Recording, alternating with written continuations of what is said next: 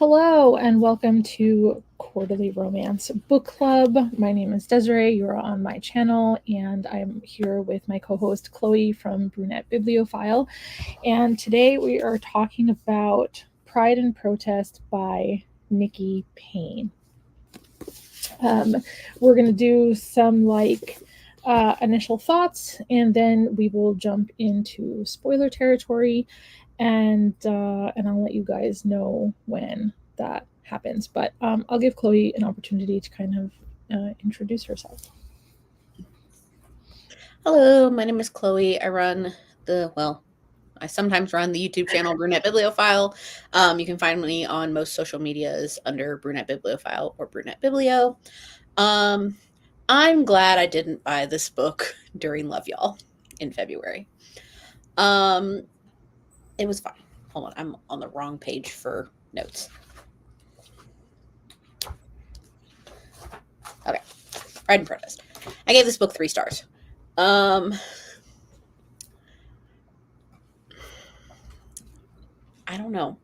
Well, let's start by first identifying the fact that it is like a retelling, right, or a reimagining. Yes, it's a reimagining of Pride and Prejudice, Yes. which I watched for the first time last night, so I could have some context.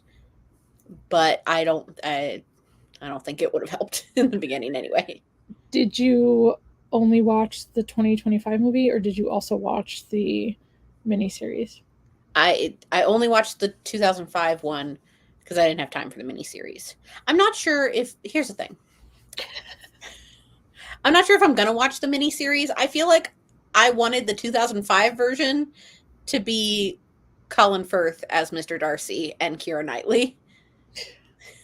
Which who cares about the age gap?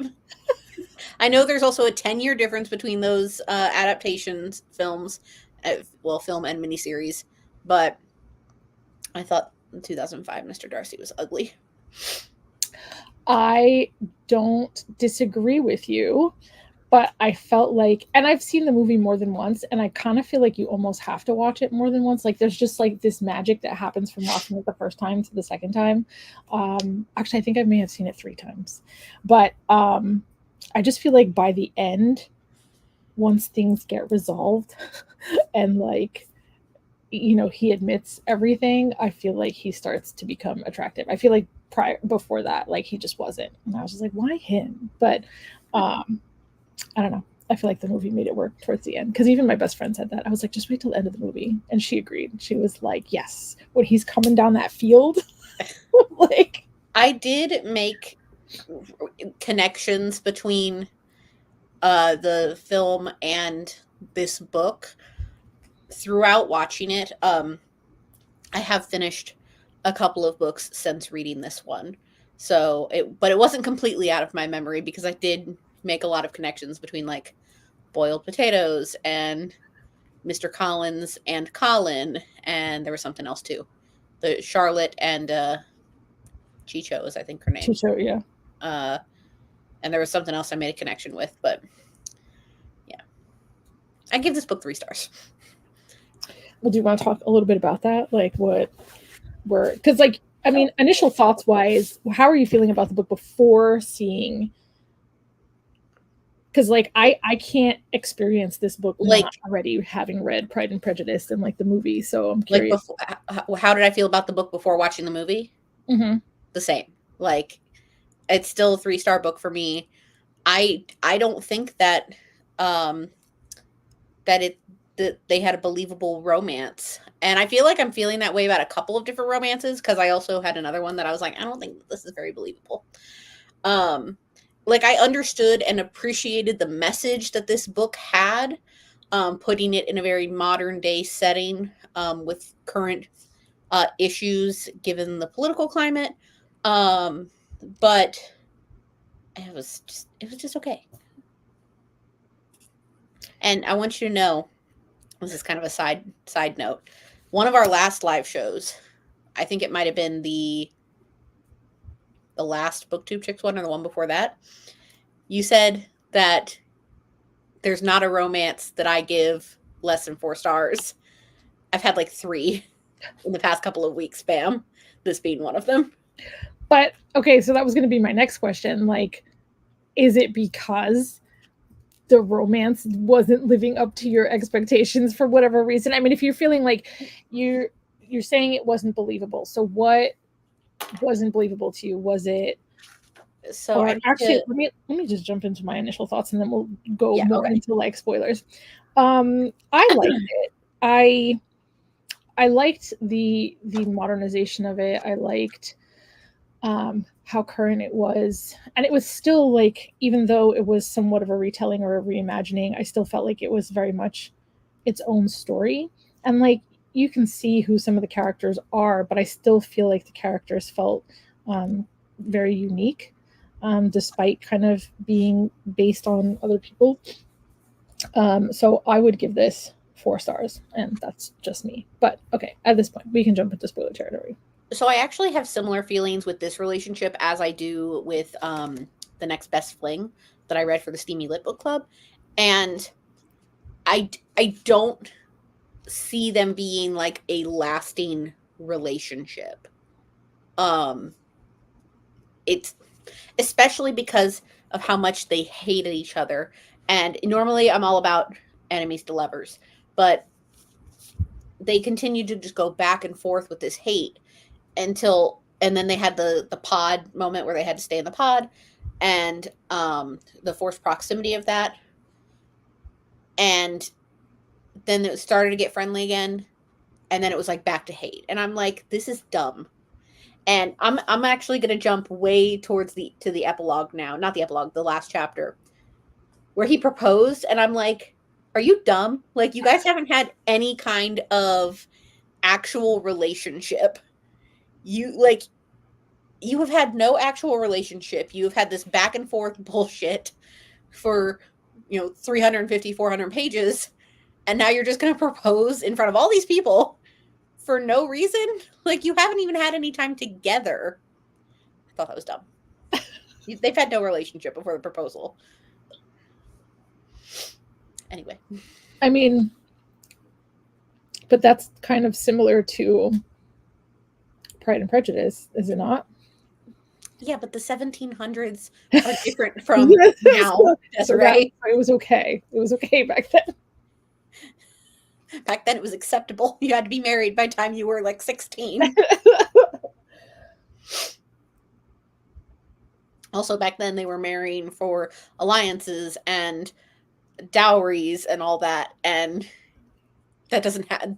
They are not the kind of couple that needs to happen in this modern No, it time. definitely doesn't need to happen. But like, I'm just thinking about Mrs. Bennet right now and how obsessed she was with like making sure that like all of her daughters were like set up in relationships and stuff. And so thinking of her mom in this, who was also obsessed in her own way about making sure that her daughters were like set up and, you know, married somebody with money that was going to take care of them. But like, And the way that like she got angry that Lisa said no to Colin's proposal, I'm like, stop. Like, I'm glad she said no because it came out of left field. I'm like, sir, you're doing this for political gains. And also, it was very Jesus-y. And I don't do Jesus-y. oh my God. I mean, he was her play cousin. What does that mean? It just sounds gross. But they're cousins in the Jane Austen book. Like, they're legit cousins. It was more acceptable back then. So I think that's kind of interesting to note, how like modernizing it changed some of those perspectives for you, that you're like okay overlooking it when it was like set back in the day, but like now you're just like, ew. Here's the thing. If we hadn't been to Love Y'all and like saw Nikki Payne on panels and how she is as a person and how funny she is, if I had read this before, it didn't translate. I feel like she has so much humor and funny comments and everything that I don't think were in this book. I feel like the opposite. I kind of feel like I definitely could see her humor. I'm kind of bummed though because I wanted to. I thought I don't know if I'm going to read her other book. At least not the one because it's a. I don't know if her whole thing is going to be like reimagining Jane Austen, because the other one is Sex, Lies, and Sensibility for Sense and Sensibility, which is unrelated to this book. I found out, like they're not a series. No, but it's still Jane Austen, right? It is, but I thought they were a series. Okay. Especially because they have similar covers.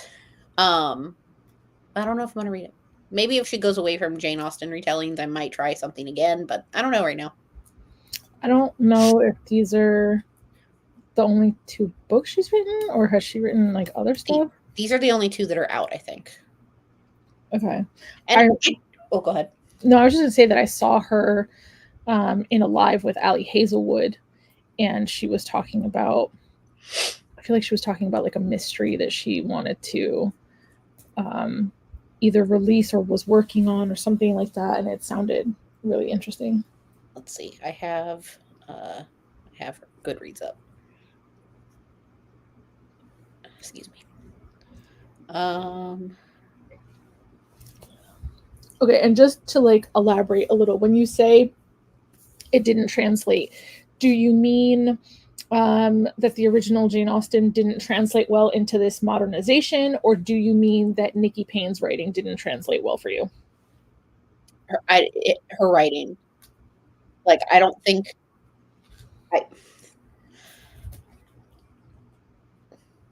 I think she's so hilarious those couple of times that we saw her during Love Y'all. And she was so out there, and I loved that, and I didn't really get that in this book. Like yeah, our character Lisa was out there, and she was very unapologetic for who she was, which was great. But I don't think the humor, like Nikki's humor, was there, which I mean could be intentional or unintentional. I don't think it has anything to do with the reimagining part. And I do want to say I went into this book with an open mind because there are a ton of mixed reviews for this book, and this was actually a Tombola book pick earlier this year that I happened to not get to it. And one person in that group said they DNF'd this book, but I don't DNF if we're doing a live show. So. I like, because this is not the only Pride and Prejudice retelling. I think there was one called Pride by E.B. Zaboy, which I didn't get a chance to read, but I started it. But in regards to this one, I like how, like, the backstories that they gave these 2 characters, like Dorsey and Lisa. I like that she was like a DJ, and she was like very much an activist, and I don't know, I felt that was like really, really unique. I'm sure I've read other imaginings before. I don't know them off the top of my head. I'm actually scrolling to see if there's anything that is a Pride and Prejudice reimagining or whatnot, but this is the only one as of recent that I remember. Yeah, no, I haven't read any of these.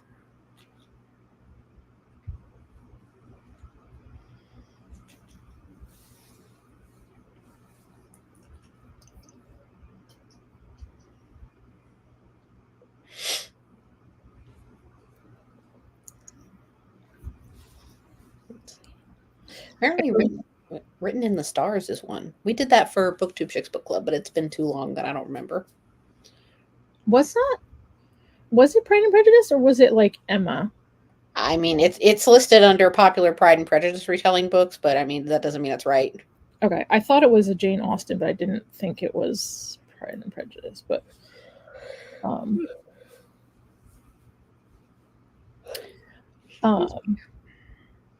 I still kind of like wish I had been able to read this as is without knowing as much as I knew.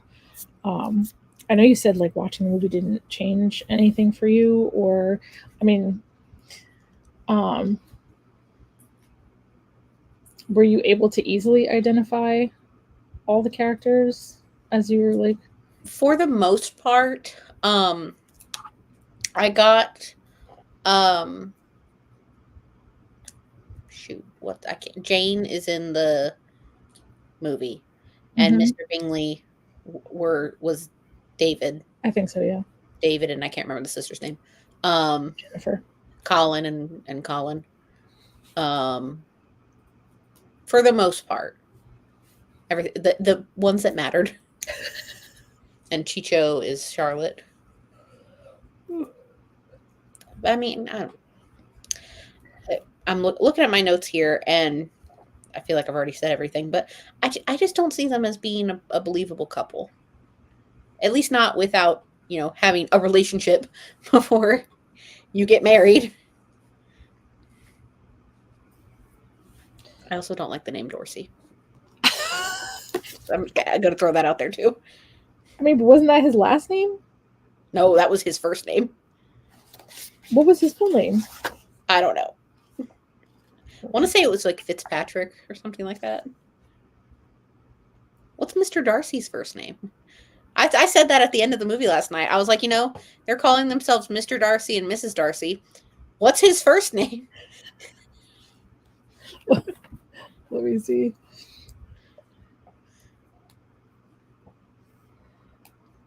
Mr. Darcy. Fitzwilliam. So, okay, now I'm really sure it's Fitzpatrick.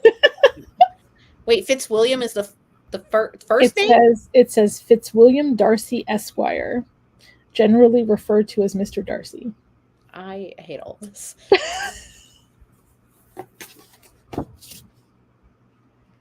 I mean, I don't know anybody named Dorsey, but I thought it was a good, like a good twist on his name. I'm trying to find where it says his whole name though. It doesn't say, just like on the back of the book.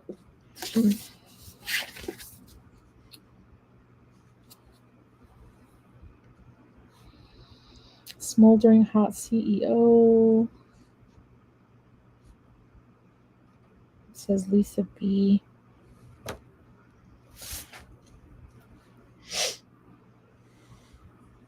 No, it just says Dorsey.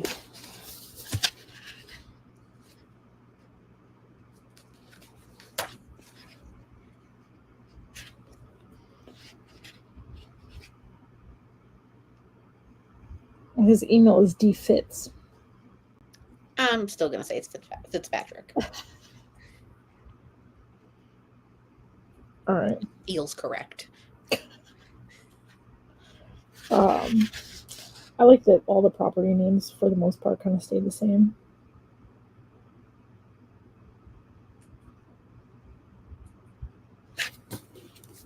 Like Netherfield and whatever else. Also, jumping to the epilogue again, because the grandma was such like a pivotal character. Well, pivotal to a certain point. I like the grandma. And then she's dead in the epilogue. They're like, yeah, she took her mom's death horror. I was like, excuse me? Just casually dropping that. I was like, okay. The best character, gone. What was the time jump? I don't know. You have to look at your copy because I have no idea. Yeah. I don't think it says. It was a big enough jump that they've gotten married, that she is pregnant. The mom has gotten remarried. The grandma has died. Yeah, I don't think it says what that jump is. Dude, the mom was like telling her to put the holes in the condom. That was insane. Like, she was just going around to this, like, you're at a fancy party, going around like they're gonna have, babies and break the holes in the condoms and all this. And I'm like, this is a bad idea. You're talking about entrapment. In a room full of fancy rich people. I know. I felt like that scene was like somewhat relatable in the sense of like Entrapment. When you're kind of like, you're just stepping outside of like your family and your family norms and how they behave, and you're interacting with different people, and then you know, you have your family kind of running around and embarrassing you either by how they're dressed or what they're saying or like how they're behaving. All of the above.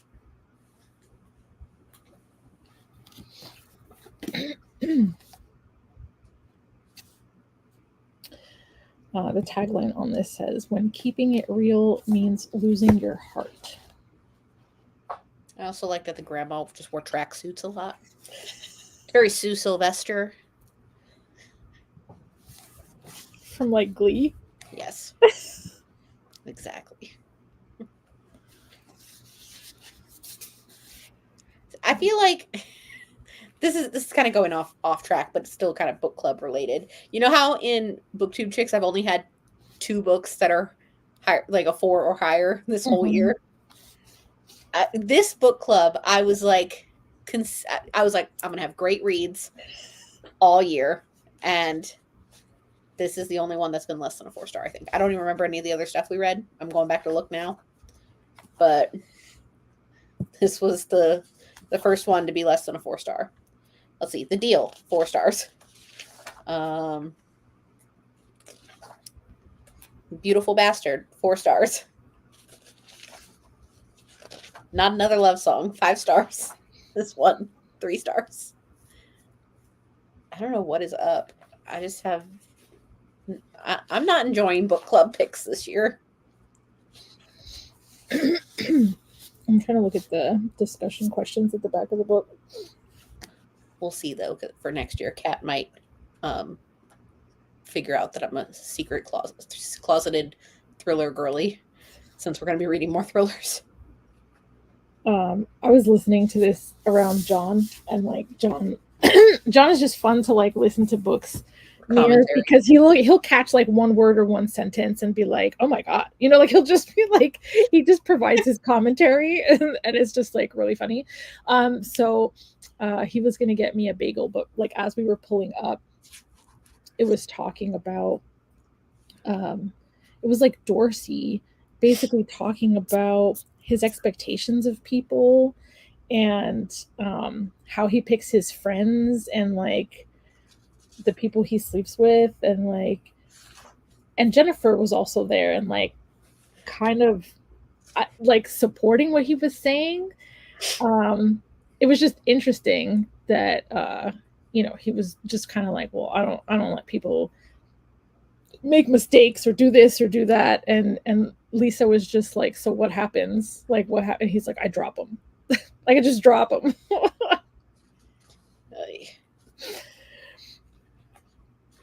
I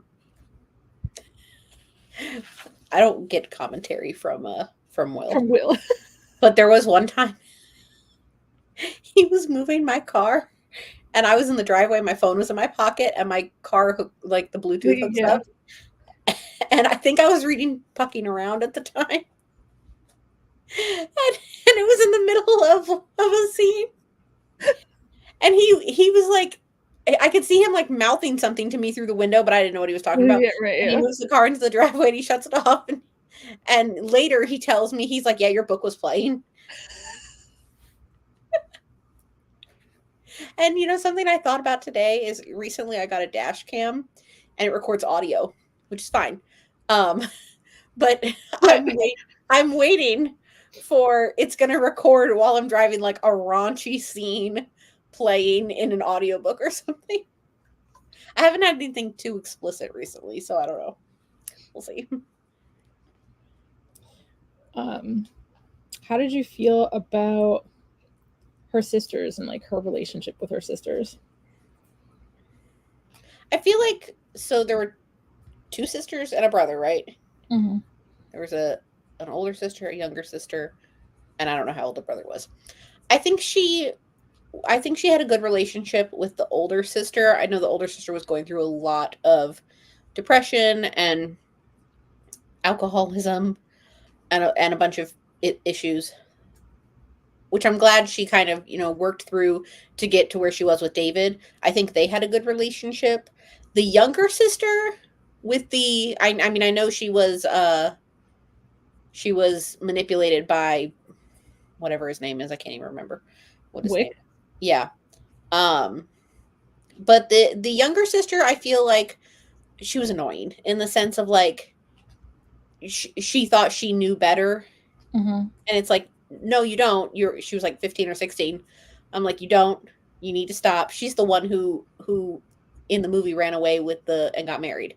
There we go. Made a connection. I think her name was Kitty in the movie, I think. Yes. She was played by that chick from the Hunger Games, Jenna Malone.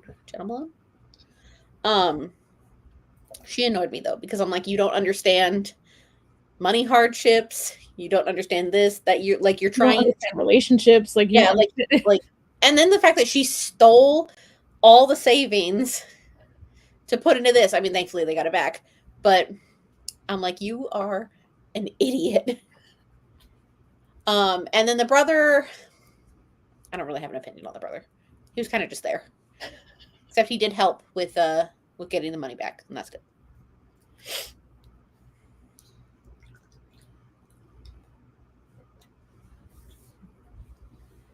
I agree that the grandmother was a cool character, and I like that she was like, "Are you having second thoughts about Colin?"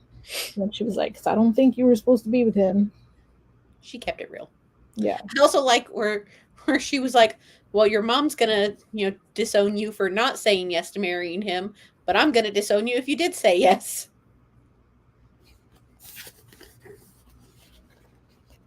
That's what oh, you know what? I just realized that there was no dad in this. Because that's what the dad says. That's essentially what the dad says in the movie. So, which also the dad is Donald Sutherland in the movie. It was starting, and I was like, "That's not Donald Sutherland." And then I kept looking, and I'm like, "Is it?" Yeah. And then I yelled to Will, and I was like, "Can you come tell me if this is Donald Sutherland?" But he didn't hear me. I don't know where he was, so I just looked it up, and I was like, "Oh, that's Donald Sutherland. R.I.P."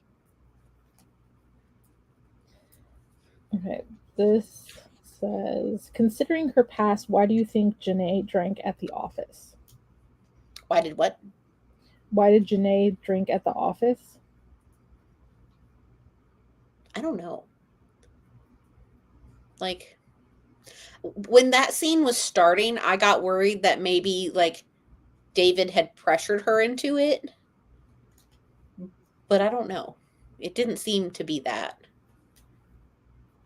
Maybe finding somebody that she liked and going into this new relationship just became, like, too overwhelming.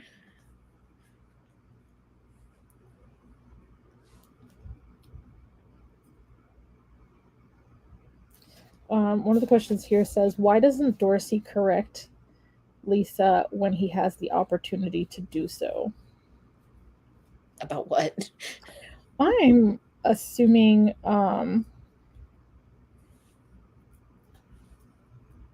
in relation to, like, his relationship with Wick.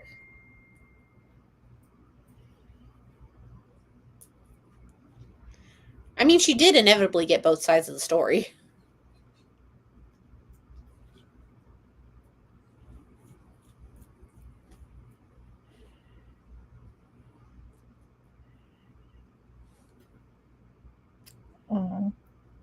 Why did Lisa mistake Dorsey for waitstaff? What does it say about her own views of the world?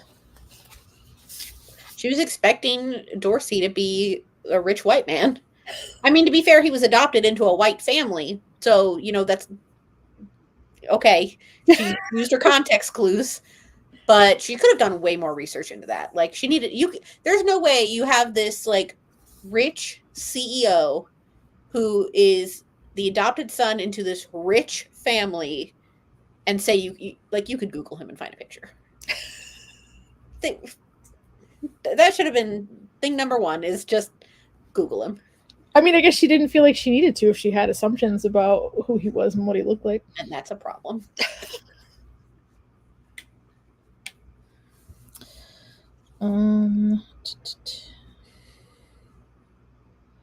In Philadelphia, Lisa was excited to see Wick, and then something soured.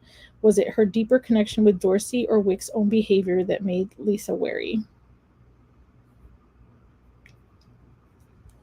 I think it's, well, I'm remembering that scene. Okay, is that before or after the sister, the Dorsey sister, talked to her about Wick?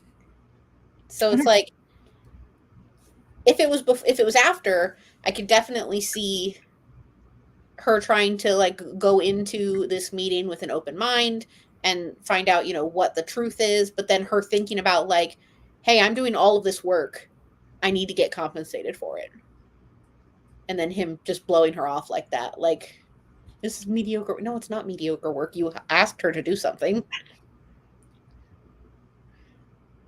Gotta pay her to do it. I think it's funny that like it seemed like Bev, was that her mom's name? I think so. Yeah. Was making it sound like Dorsey was kind of like taking advantage of them. But yet Wick was like, oh, you have this many social media followers and this many, and like talk about the thing, and like, and so obviously he was kind of using them. Mm-hmm. Wick and Colin were both just using them. Colin is so awkward, like in general, from like a Pride and Prejudice perspective, but also like the fact that she had him on her radio show and he was just like, I don't know, airing out dirty laundry. Yeah, that's true. Like, I guess to make himself look good, because he was like, oh, when so and so's brother was in jail, I helped. Like, thanks, dude. Thanks, bro. Nobody asked.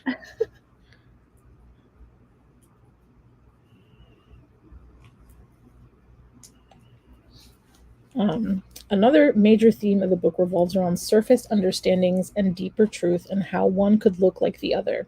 Social media makes this false reality even easier to believe. What were the differences between Lisa and Dorsey's approaches to managing the truth?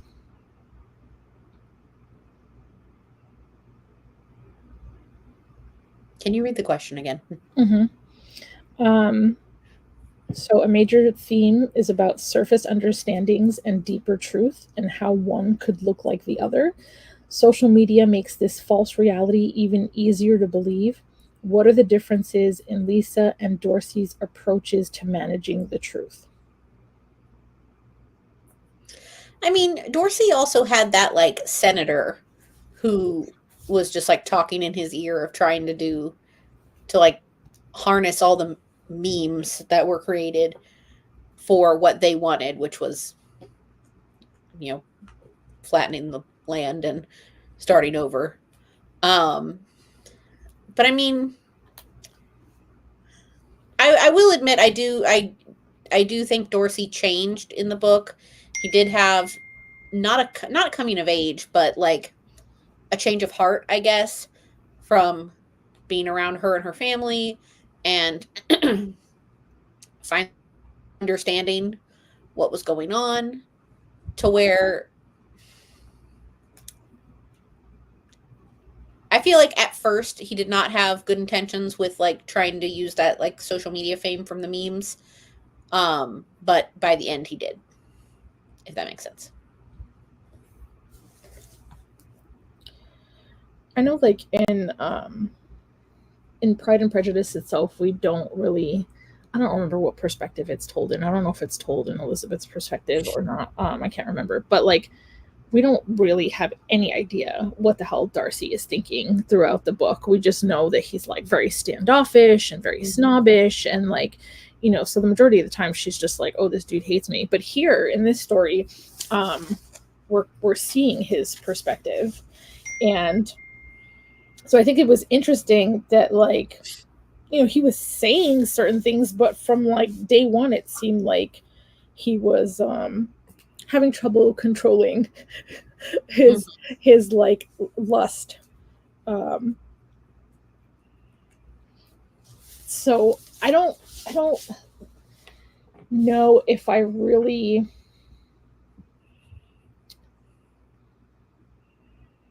I don't know how to explain it.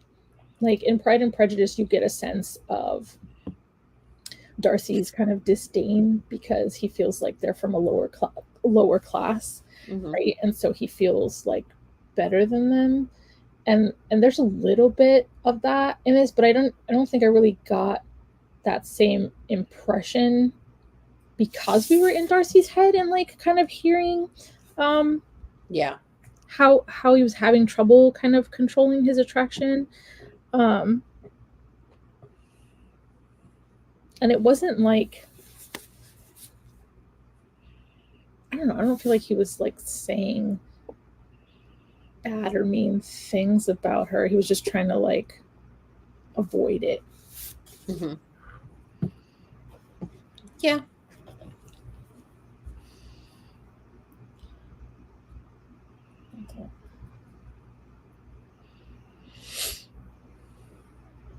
John's like calling me.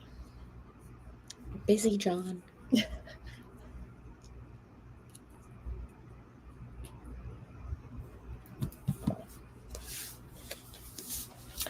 Why doesn't Liza tell anyone? Lisa, how did we pronounce it? I think it's Lisa. Okay, Lisa, tell anyone about her love for Dorsey. Because she doesn't think she should love him. Like they have had for 350 pages had such a hate for each other that was very public, and she doesn't think that she should love him.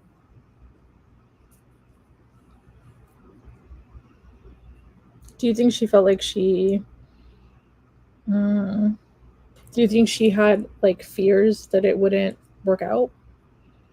I mean, it's possible.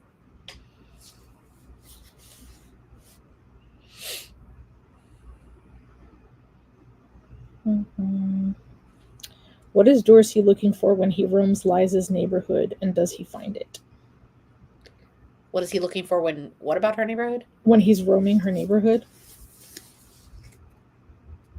I mean, he's looking for her at that point.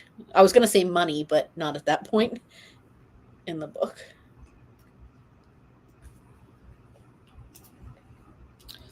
Why does Lisa believe it's still over between them even after they shared a passionate night? Yeah, you take this one. I don't have an answer. I can't remember the book.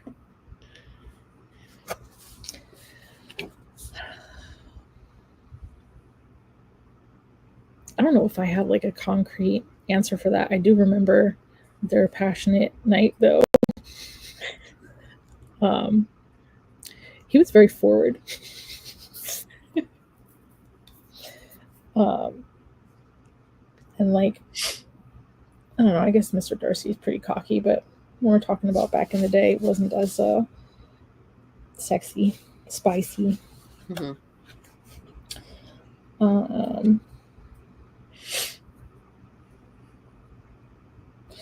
I don't think I would describe their relationship as not being believable, but I guess I don't know, I guess I don't know what word to use. It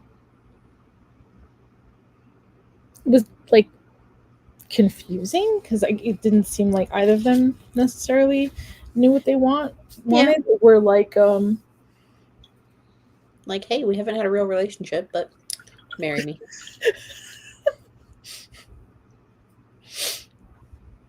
Who needs a real relationship? I mean, how long did you and John date before he proposed?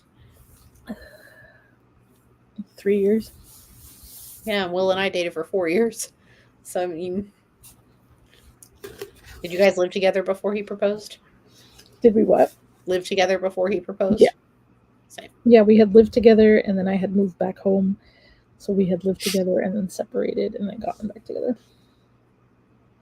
See, that's normal. Not a, hey, we haven't had a real relationship. We fucked a couple of times, but I'll marry you. In front of a crowd of people. What if she had said no? I mean, but that's like every proposal, is it not? Like, I feel like... Yeah, but it's one thing if it's a private proposal. It's another if it's in front of a crowd and she says no. I've watched so many proposals, and sometimes I'm like, I can see on the girl's face that she did not want to say yes. I'm just being practical. Because like if someone had asked me to marry them and I didn't want to, I would say no. Bro. I would say but like some women are like, oh, I couldn't say no in front of all those people. Like, how can you say no in front of all those people? I feel like saying yes and then having to say no later is worse. Yeah.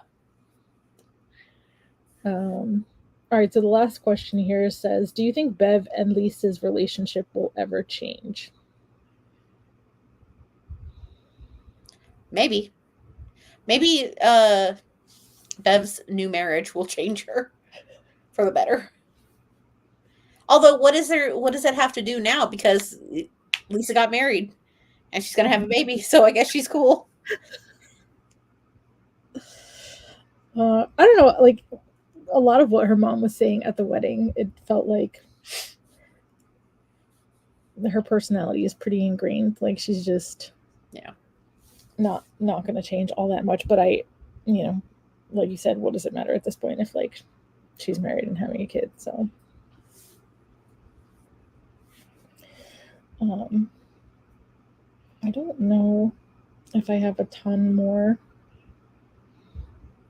to say about this, other than it was very diverse. I liked the setting. I liked the characters having their own unique personalities and problems and issues, and just feeling like very unique characters despite being based on characters from Jane Austen's Pride and Prejudice. I mean, this book checks a lot of boxes. Diverse, check. Good message overall, check. Yes. I didn't like that relationship. Which is like a huge part of the book because it's a romance. So I know that the next book is based on Sense and Sensibility, but I have not read that or seen that. No. So now I'm wondering if I should like avoid taking in the original story and just like reading the book and then like watching the movie afterwards or something. You mean do the untraditional method like I did? Yes. And I'm wondering how that relationship differs, because I don't think I know anything about Sense and Sensibility as a story or like what happens. But I imagine it's not like a hate to love kind of thing. Actually, let me look up the. I don't know anything about it. Let's see. And you feel like you definitely are not going to read it, or you're on the fence? I don't know. I might read the synopsis again, but I think I'm gonna give myself a break, and not pick up her other book for a little bit. And I'd like to still see what she releases in the future, because I'm always down to look and see what it is. But I'm just really glad I didn't buy the book at Love Y'all just purely based off of her personality. And while you're looking for that, is it okay if I do my final thoughts? Yeah. 3 stars. I tried to go in with an open mind. Despite there being a lot of mixed reviews for this book, it just ended up being an okay read for me. 3 stars for me is not a bad rating. I feel like a bad rating for me is like 2.5 and lower. 3 stars is very neutral. It was an okay read. I don't see Lisa and Dorsey as being a believable couple. I understand and appreciate the message that the book had. It's definitely very relevant in such a in the political climate that we currently have. But overall, as a romance book, it was just okay. Final note, I hate the name Dorsey. Okay, so to continue what I was saying, I liked how unique the characters were, and despite them being based on characters from Pride and Prejudice and the story of Pride and Prejudice, I liked that, like the setting and the activism and the diversity and the messaging of the book, and really seeing what a class difference looks like today versus what it looked like, whenever Jane Austen was written, and also that was like all white characters. So it is very real the way it was set up, I think. And I give it 4 stars. I did buy this book, and I also bought Sex, Lies, and Sensibility. So I will, whether we read it together or not, I'll probably be reading it because I own it. So. I think it's the historical fiction part for me, at least for the movie, not for this. Which is like, I don't consume a lot of historical fiction. The 2 that I read this year that I can remember right now, one was just okay, and the other one I can't even remember how I felt about it because it was so early this year.